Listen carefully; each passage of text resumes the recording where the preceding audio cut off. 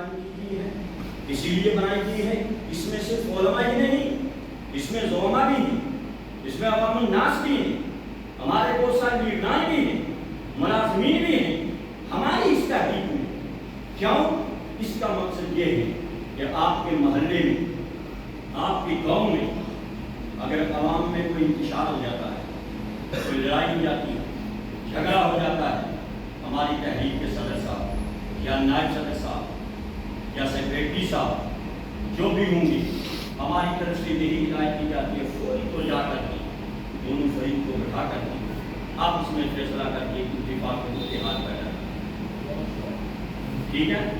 علماء کے درمیان کوئی اختلاف نہیں کسی قسم کا ہے، مل کر کے آپ اس میں علماء بیٹھیں، اپنے اندر حسد نہ رکھیں، کیونکہ عالم جو ہوتا ہے وہ قوم کا رہبر و رہنما ہوا کرتا ہے۔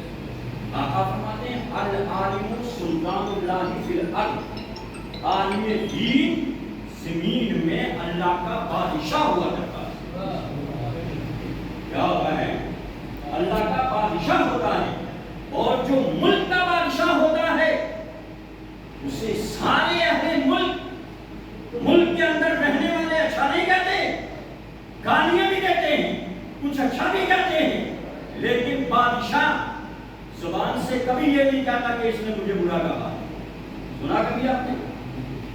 وہ بدلہ نہیں لیتا، وہ انتقام نہیں لیتا، بلکہ اپنے حسن سلوک سے جیسا میں چاہتا ہے کہ نہیں یہ آج ہم سے دور ہے، اپنا اخلاق ایسا پیش کرو کہ آنے والے وقت میں ہمارا ہو جائے، تاکہ ہمارے ووٹ بہت زیادہ بڑھ جائیں، وہ جو ہے اور زیادہ بڑھ جائیں۔ لہذا عالم دین زمین پہ اللہ کا بادشاہ ہوا کرتا ہے، اور بادشاہ کا کام یہ ہوتا ہے کہ اگر کوئی برا بھلا بھی کہہ دے تم جواب مت دو، یہی کہہ دو الحمدللہ۔ اللہ کے نبی فرماتے ہیں کہ اگر دو مسلمان کی لڑائی ہوئی، ایک مسلمان نے دوسرے کو گالیاں دے دی، دوسرے نے الحمدللہ کہا، تو اللہ تعالیٰ اس کی نیکیاں بھی اس کو دے دیتا۔ اگر دوسرے نے بھی جواب دیا تو دونوں جو ہے وہ جرم کے حقدار ہوں، گناہ کے حقدار ہو جائیں گے، دونوں کا گناہ ہو جائے گا۔ لہذا ہم یہی ترغیب کرتے ہیں اپنی اس تحریک کے علماء کو کہ عمل خانی کیا جائے، اور ہم اپنے غیروں کو بھی اس مجلس میں دعوت دیں گے، سب تک یہ پیغام پہنچاتے ہیں کہ ہماری اس تحریک میں مسلم غیر مسلم سبھی آئیں، دیکھیں کہ تحریک کا طریقہ کار کیا، اس کا طریقہ کار کیا ہے، انسانیت کیسے ہوتی ہے، انسان رہ کر کے جینا، محض آدمی بن کر کے نہیں جینا، بلکہ انسانیت اپنے اندر رہ کر کے زندگی گزارتی۔ تحریک امن و اسلام، پہلے اپنے اندر میں امن قائم کرنا ہے۔ بالخصوص میں علماء سے متوجہ ہوں کہ ہمارے علماء کرام اچھی طریقے سے جانتے ہیں اگر ہم حسد رکھیں گے، حسد رکھنے کی وجہ سے دو نقصان ہوتے ہیں، اصل میں دو نقصان ہوتے ہیں۔ ایک نقصان تو یہ ہوتا ہے اگر آدمی حسد رکھتا ہے دوسرے کو اللہ تعالیٰ نے نوازا ہے، علم بھی دیا، مال بھی دی، دولت بھی دی، خلافت بھی دی، یعنی بولنے کا سلیقہ بھی دیا، سب کو دیا، اگر دوسرا مسلمان دیکھنے کا کہ اگر چل رہا ہے ایک تو اس کا خود چھوٹ جائے گا۔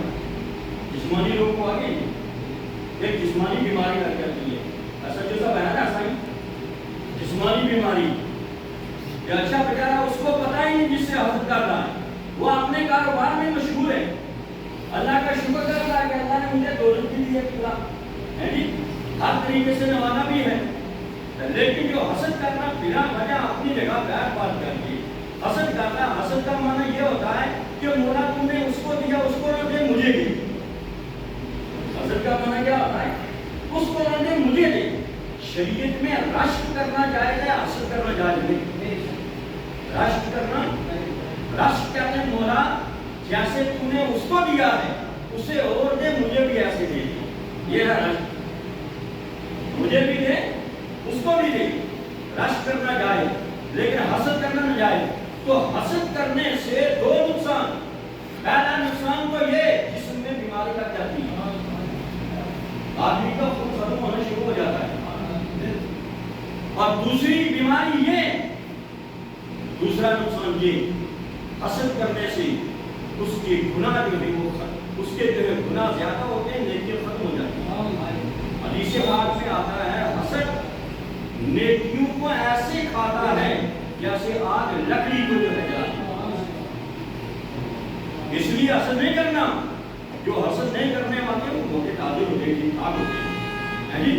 اللہ تعالیٰ ہم سب کو رشک کرنے والا بنائے لیکن حاسد نہ بنائے. حسد کرنے والوں سے جو ہے بنا بھی کمی ہوتی ہے. قرآن پاک کی دیکھو نا آخری سورت, اور اعوذ برب الفلق یعنی من شر ما خلق ومن شر غاسق اذا وقب ومن شر النفاثات في العقد ومن شر حاسد اذا حسد. یعنی ہر حاسد سے جو ہے پناہ مانگی گئی. مسلمانوں کہنے کا مطلب یہ ہے کہ آج کی یہ مجلس بڑی شاندار جاندار مجلس ہے. ہماری اس تحریک کا کام یہ ہوگا الحمدللہ آپ جو ہے ہماری علماء مفلسی کا شکار ہو نہیں جاتا ہے. بہت ایک میں ایسا ہوتا ہے کیونکہ ہماری قوم جو ہے نا جو مسلم اللہ تعالیٰ نے سمجھ عطا فرمائی بہت اچھی ہے. بات جگہ میں ایسا ہوتا ہے کہ اگر کوئی عالم دین پڑھا رہا پڑھاتے کہ وہ تنہا مانگے گا ایک مہینے کے بعد, بعض لوگ کو کیا کہتے ہیں یار تمہارے پاس کا پیسہ مانگ کا پیسہ مانگ رہا ہے. آپ خود بھی دیکھتے کہ ہم 1 لاکھ روپیہ تنخواہ لے رہے ہیں, اگر ان بیچاروں کو 1000 روپیہ دیتے تو کیا ہے, لیکن وہ سوچ نہیں ہے. ہم چاہتے ہیں کہ اپنے علماء کو اس مفلسی سے نکالا جائے.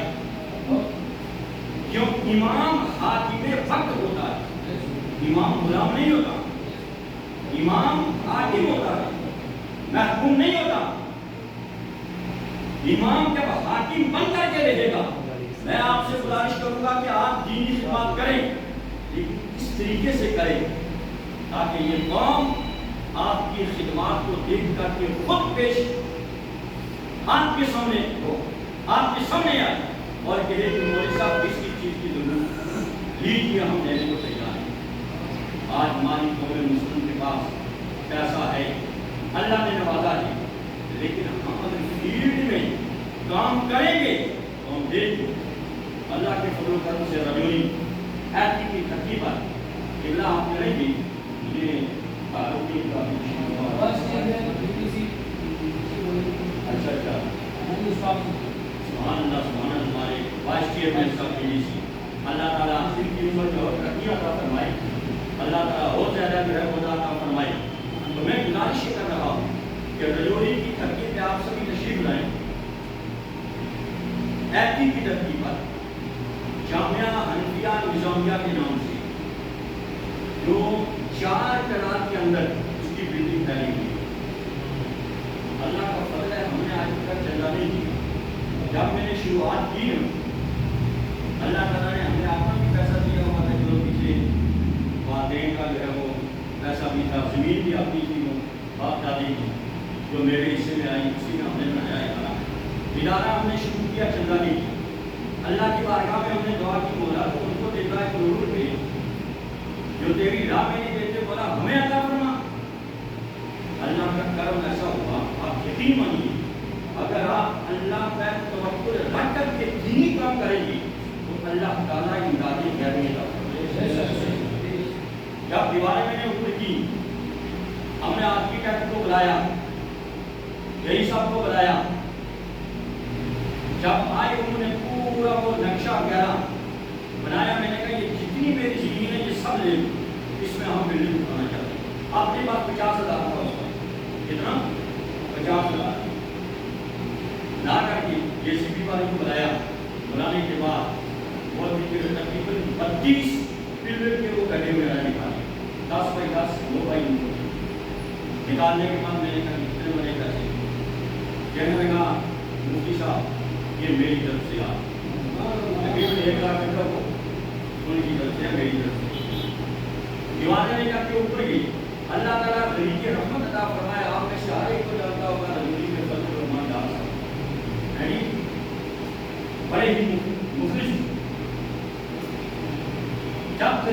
پھر ان کا آگے کا شکوہ ہمارے ادارے کے سامنے آیا آج کہتے ہیں مفتی صاحب یہ کیا کرتے ہیں؟ میں نے کہا کہ یہ سیدھے سنگی میں آ رہا ہے سمجھا اچھا میری کہا آپ نے میں نے کہا آپ خوشی کروا دیکھ لو آپ کہنے لگا اچھا کوئی بات نہیں لیں گے سارا میرا 8,500 اسکوائر فٹ لینڈر آج ایک سب انہوں نے کہا کہ ایک ٹیپر لگائے 18 ٹیپر 2 دن میں انہوں نے بدلی آپ نے یہاں سے ہدیہ بھی دیا پھر اور لوگ نے آگے کسی نے نیٹ دیا اچھا جناب ایک گاڑی کسی نے 2 گاڑی تاکہ میرے کہنے کا مطلب یہ زیادہ تفصیل میں نہیں آتا میں نے اللہ کے نام پہ وہ شروع کیا ادارہ دل میں خلوص تھا دل میں یہ نہیں تھا کہ قوم سے پیسہ مانگ کر کے کھاؤں گا وہ جو ہے کہ اپنا گھر چلاؤں گا لیکن خلوص تھا کہ قوم مسلم کے بچوں کو پڑھاؤں گا دینی تعلیم دوں گا اللہ نے مدد الہی ایسی فرمائی کہ الحمدللہ 4 طرف سے لوگ کو بڑے دے رہے ہیں کوئی 10,000 کو 5,000 کو 2,000 کو 50,000 پھر 5 رات نے چند آدمی نے اپنے والدین کے نام پر 2 لاکھ روپیہ دے کر کے کمرے بھی بنائے وہاں کبھی تشریف لائیں گے تو دیکھیں گے تختیاں لگیں گی بڑائی کی ساری سواب فلاں بڑائی ساری سواب فلاں تو حضرات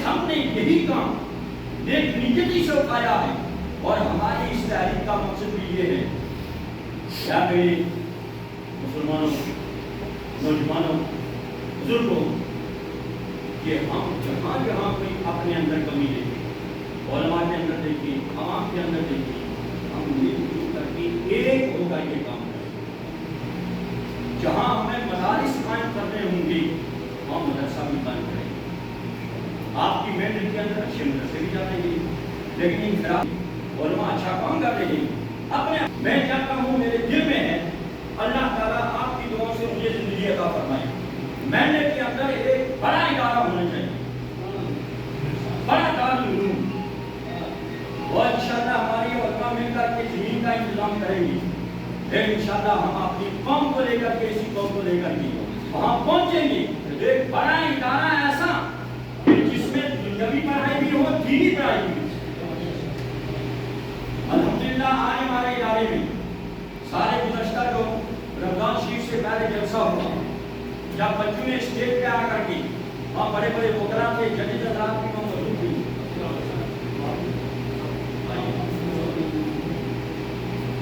ہمارے وہاں الحمدللہ ججز حضرات بھی موجود تھے وکلا بھی تھے جب جامعہ حنیفیہ نظامیہ کے 12 سال کی دیکھا کہ وہ اسٹیج پہ آ کر کے فرمایا انگلش